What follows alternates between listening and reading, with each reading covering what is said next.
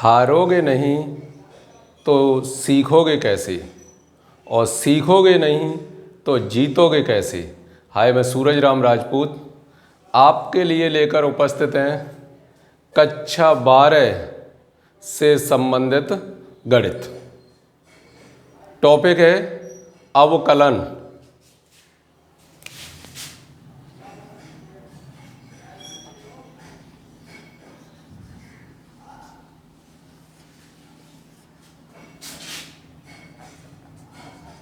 यदि y बराबर fx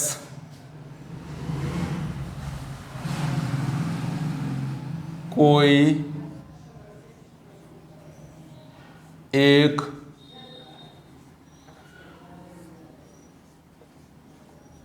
फलन है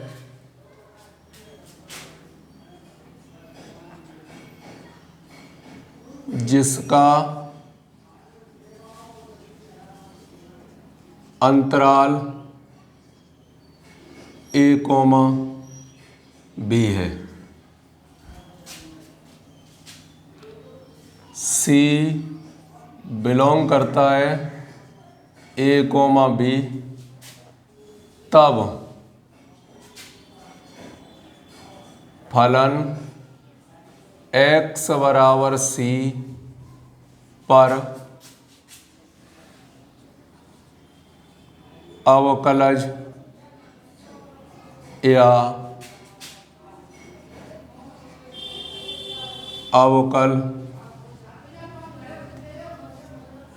गुणांक कहलाता है।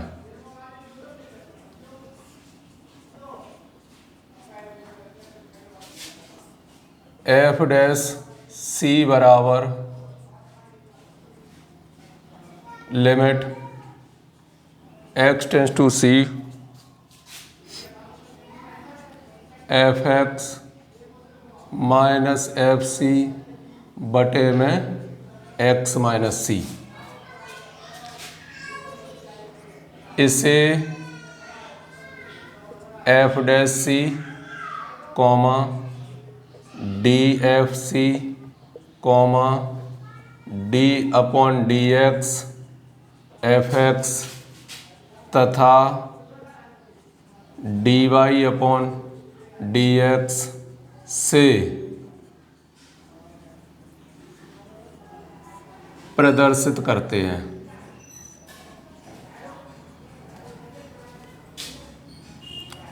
यहाँ d अपॉन डी एक्स एक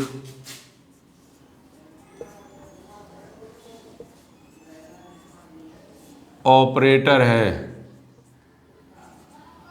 dy अपॉन डी एक्स भिन्न नहीं है, भिन्न नहीं है। अर्थात भिन्न में तो आप जानते हैं अंश बटे हर, ऐसा न हो कि d से d काट दिए, कट गए, तो ये एक प्रकार की भिन्न नहीं है, ये एक ऑपरेटर के साथ कार्य करता है dy अपॉन डी एक्स। जैसे एक अगर चित्र बनाना चाहें इस तरीके का,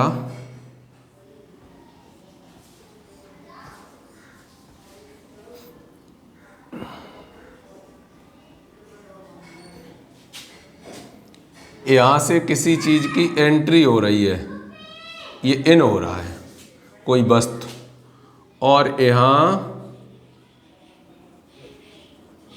ऑपरेटर काम कर रहा है, और इधर कोई चीज निकल के आउट हो रही है।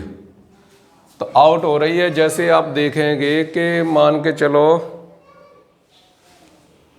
एक चक्की है, चक्की है और चक्की में गेहूं डाला जा रहा है। जब गेहूं डाला जा रहा है तो गेहूं क्या होगा, ये ऑपरेटर क्या काम करता है, उसे तोड़ने का काम करता है। तोड़ के जब वो बाहर निकलेगा आउटपुट से, तो क्या निकलेगा, आटा बनकर निकलेगा, आटा बन के निकलेगा। ऐसे ही डी अपॉन डी एक्स जो ऑपरेटर है, डी अपॉन डी एक्स, अगर यहां से माना कि आपने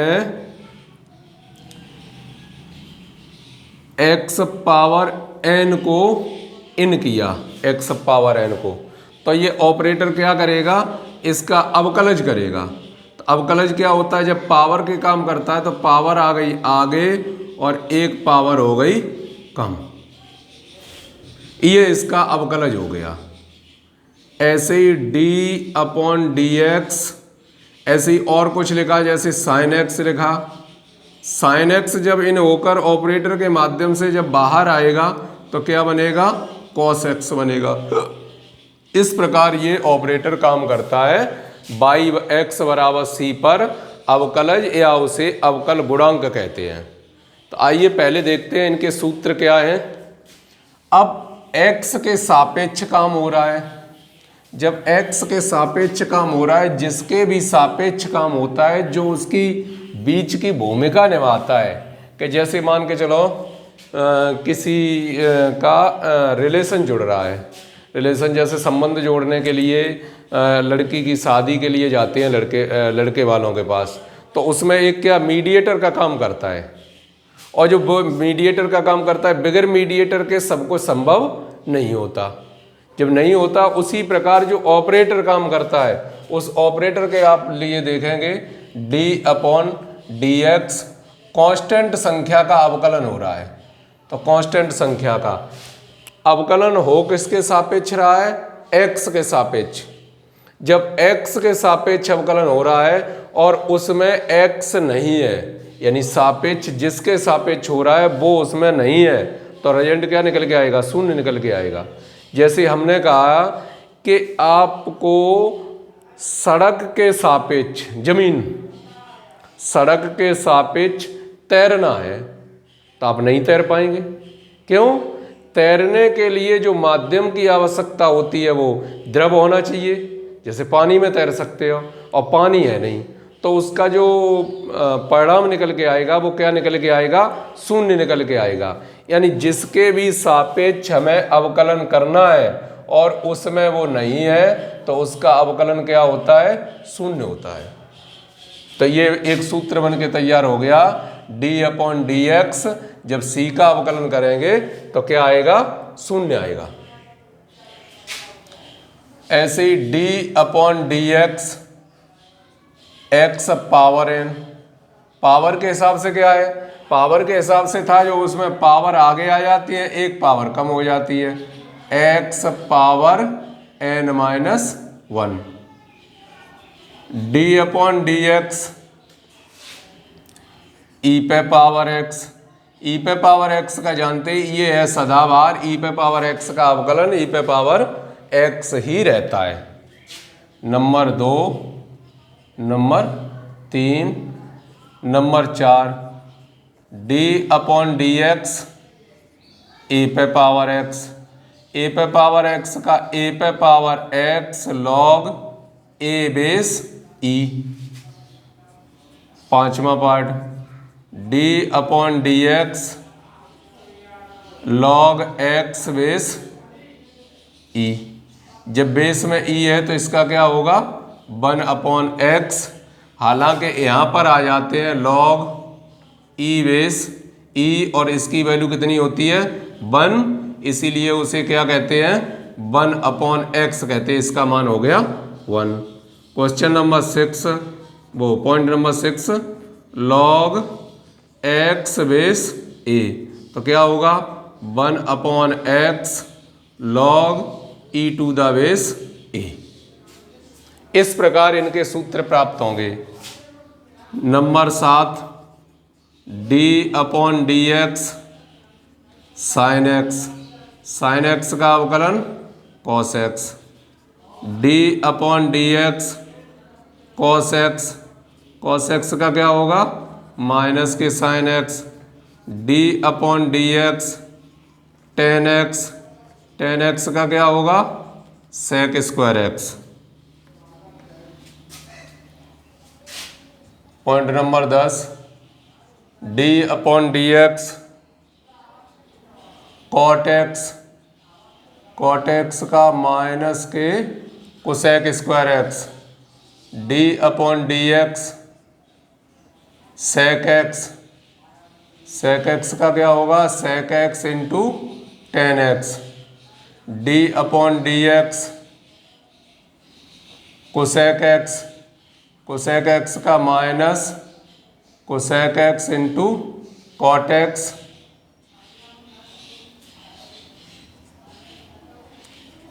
D upon D x sine inverse X, तो 1 upon under root 1 minus x square, D upon D x cos inverse x minus 1 upon under root 1 minus x square, D upon D x tan inverse x 1 upon 1 plus x square, D upon D x cot inverse x minus 1 upon 1 plus x square, D upon D x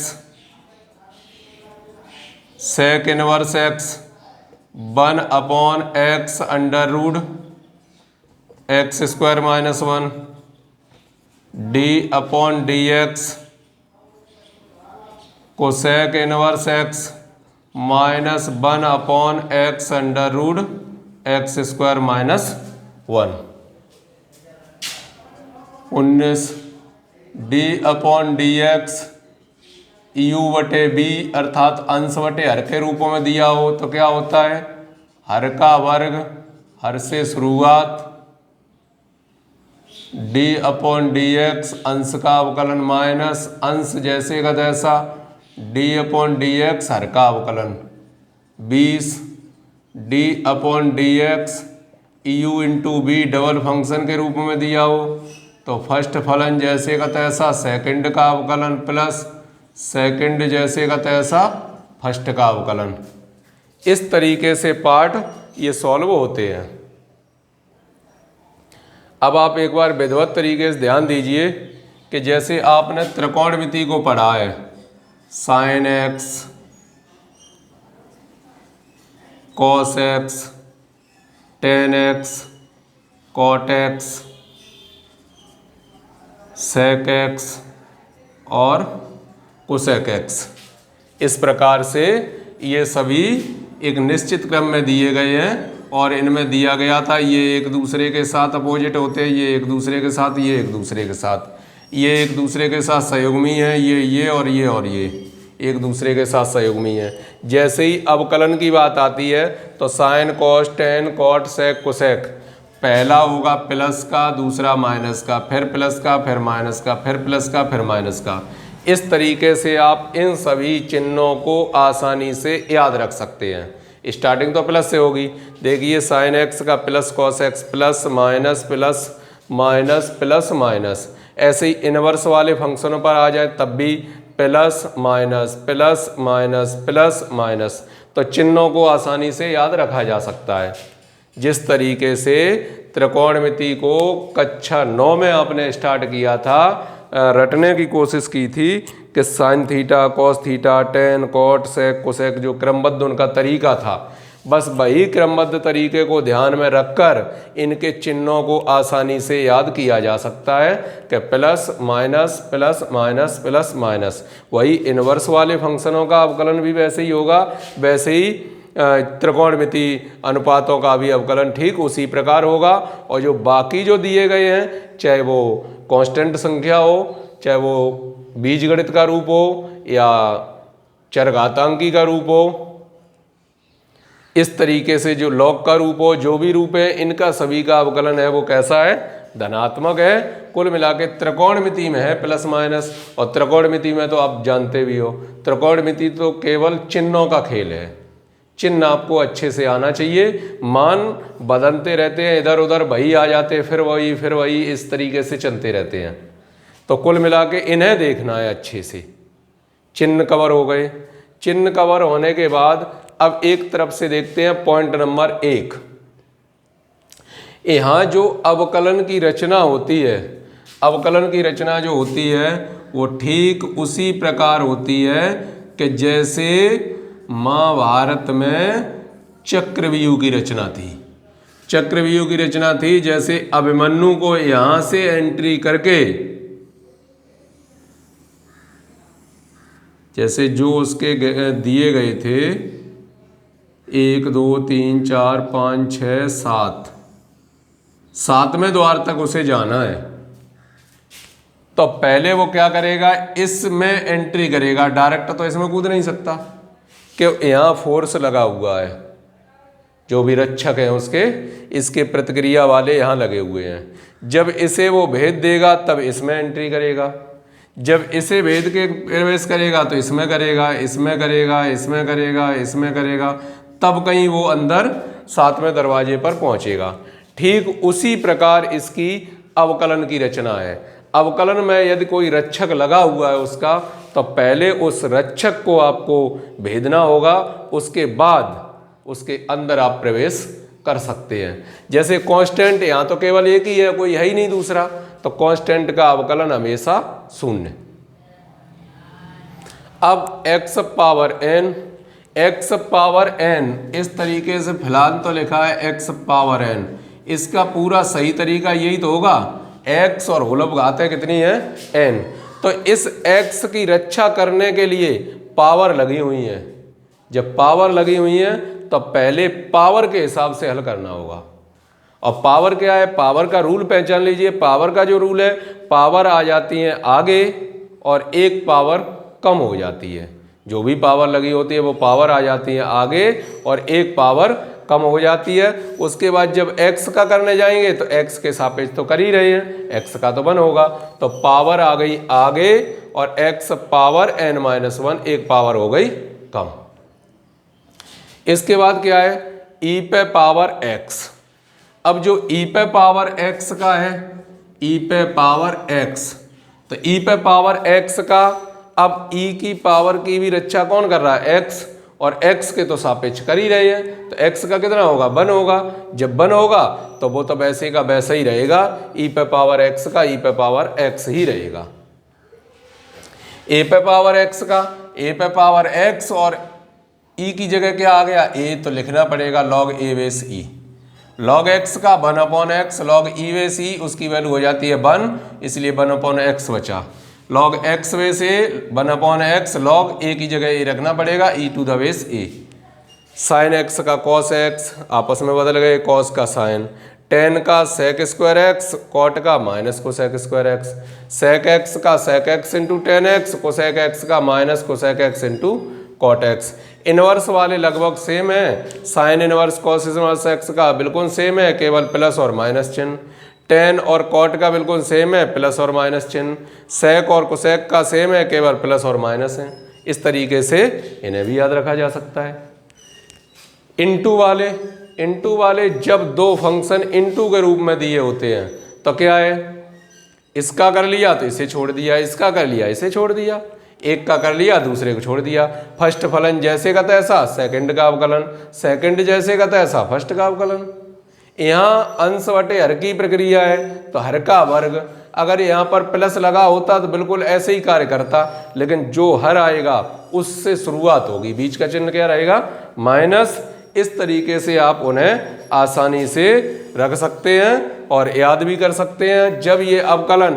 क्यों, ये बहुत ही महत्वपूर्ण है।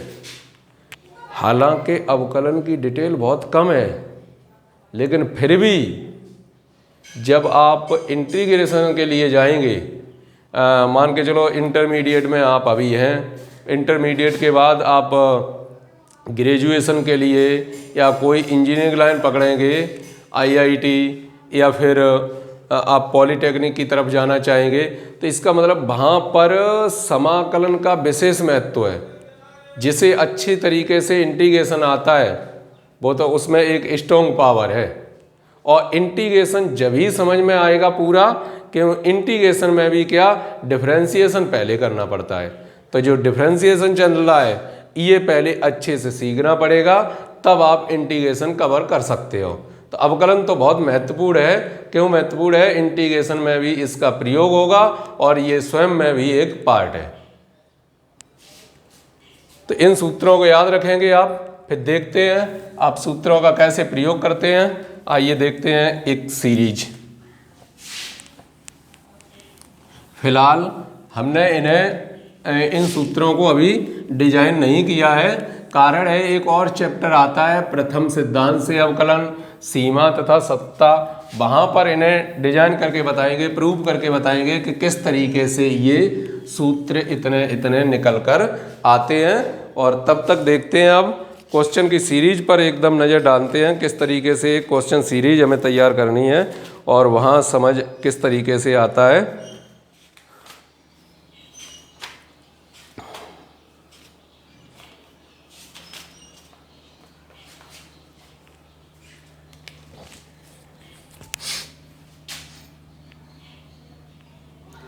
आप इस तरीके से कह सकते हैं, चलो प्रश्नावली का रूप दे देते हैं। प्रश्नावली, ये शायद चैप्टर नंबर कौन सा है, तीसरा है, प्रश्नावली 3.1।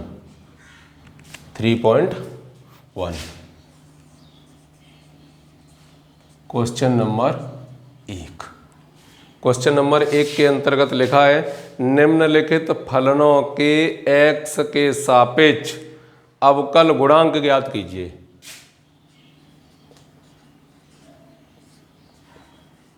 निम्नलिखित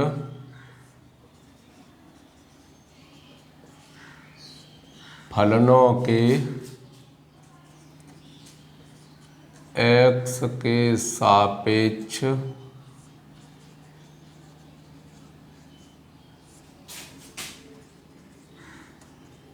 अवकल गुणांक ज्ञात कीजिए। अवकल गुणांक ज्ञात कीजिए, इस तरीके से लिखा हुआ है। उसके बाद नीचे लिखा है 3x power 3 comma x power -5 comma x power 9। इनके अवकल गुणांक ज्ञात करना है कि कितना आएगा। अभी बताया था अवकलज या अवकल गुणांक उसे कहते हैं, किसे, dy/dx। तो इसका dy/dx निकालना है। तो माना y बराबर 3x पावर 3, जो भी पार्ट दिया है उसे मान लिया y बराबर। अब इसका dy/dx ज्ञात करना है। x के सापेक्ष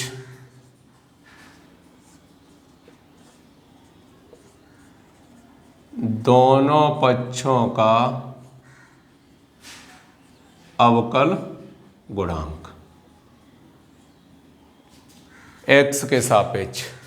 तो ऑपरेटर कौन सा काम करता है, d/dx बाई, इधर भी लगेगा d/dx 3x पावर 3।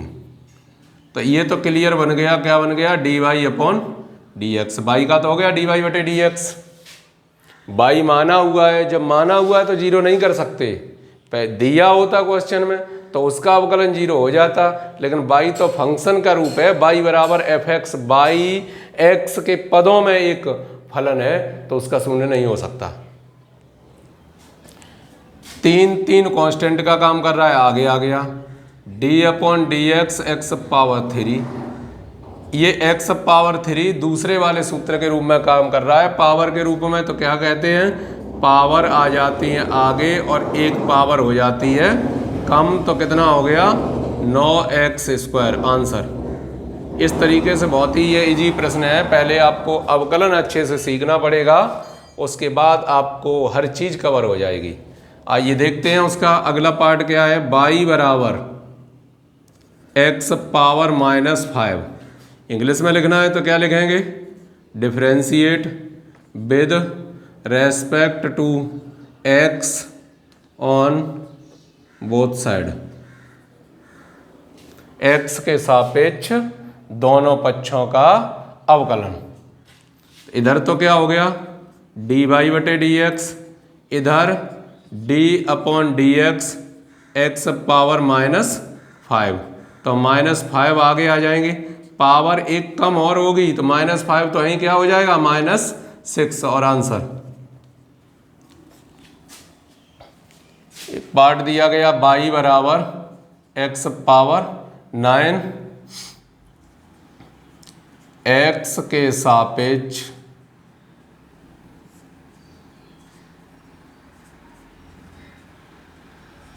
दोनों पक्षों का अवकल गुणांक। x के सापेक्ष दोनों पक्षों का अवकल गुणांक dy अपॉन डी एक्स बराबर D upon D x x power 9 x power 9 minus 1 9 x power कितना आ जाएगा 8 आंसर। इस तरीके से ये पहला पार्ट आपके बहुत अच्छे से समझ आया होगा।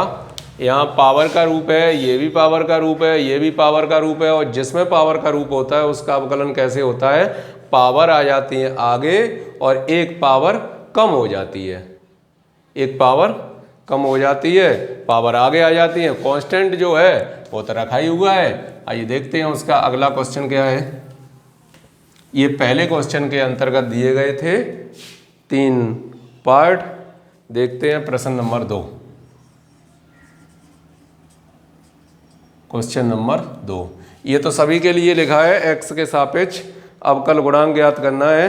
अगला पार्ट दिया है 3x² comma 6x power -3 comma x power 5 upon 3। Question number 2 में भी 3 पार्ट दिए गए हैं। इन 3 पार्टों को अलग अलग सॉल्व कीजिए। तो let us consider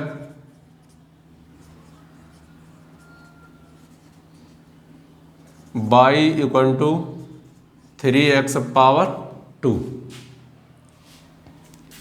differentiate with respect to x on both side. dy upon D x, बाई का तो हो गया dy upon D x, D upon D x 3x²। तो 3 तो आ जाएगा बाहर, क्यों, वो तो कांस्टेंट ही है। हमें अवकलन करना है, वो किसके सापेक्ष करना है, x के सापेक्ष। तो कितना होगा 2x पावर 1 बचेगा, तो क्या आ गया 6x आ गया, 6x। ये है उसका पहला पार्ट। सेकंड पार्ट ये भी मान लिया, लेट y बराबर 6x power -3 differentiate with respect to x on both side. x के सापेक्ष दोनों पक्षों का अवकलन dy upon D x, D upon D x 6x power -3, 6 तो बाहर आ जाएंगे, d upon D x x power -3, 6 कितना हो गया -3x पावर -4, तो माइनस के कितने हो गए 18x पावर -4 आंसर। और उसी का एक और पार्ट है, वो मान लिया y बराबर कितना दिया है x पावर 5 अपॉन 3। इसमें भी x के सापेक्ष दोनों पक्षों का अवकल गुणांक dy अपॉन डी एक्स बराबर D upon D x x power 5 upon 3, 1 upon 3 तो आगे आ जाएंगे, d upon D x x power 5, 1 upon 3 5x power 4, तो 5 अपॉन 3 x पावर 4, ये दैट इज योर आंसर। इस प्रकार आपको, ये भी पावर वाले थे इसलिए हमने जल्दी से सॉल्व कर दिए आपके लिए, कि पावर वाले प्रश्न को आप समझ चुके हैं। कांस्टेंट अगर इनटू में लगा हुआ है वो तो आगे आ जाएगा, और पावर के हिसाब से कैसे करते हैं, प्लस की पावर हो माइनस की पावर हो क्या फ़र्क पड़ता है, हमें एक पावर कम करनी है, कि पावर आ जाती है आगे और एक पावर हो जाती है कम, तो वो एक पावर कम हो गई, बाकी पावर आगे आ गई।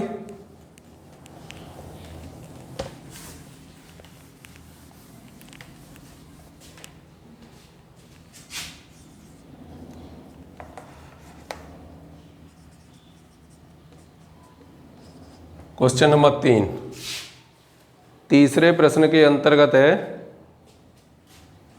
3x power 1 upon 3, 5x power 1 upon 7,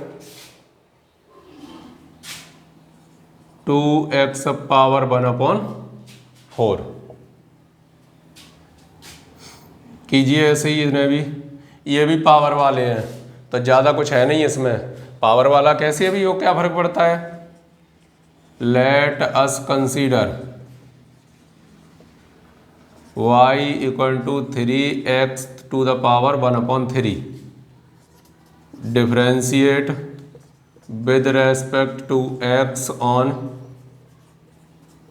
both side, dy upon dx बराबर d upon dx 3x to the power 1/3, 3 बाहर आ जाएंगे और d upon dx x power 1/3, 1/3 x power 1/3 minus 1, 3 3 cut गए, कितना आया x पावर माइनस के 2/3। आप चाहें तो इन्हें नीचे लाकर भी लिख सकते हैं कि ऊपर नीचे पावर आएंगी तो किसकी हो जाएंगी, प्लस की।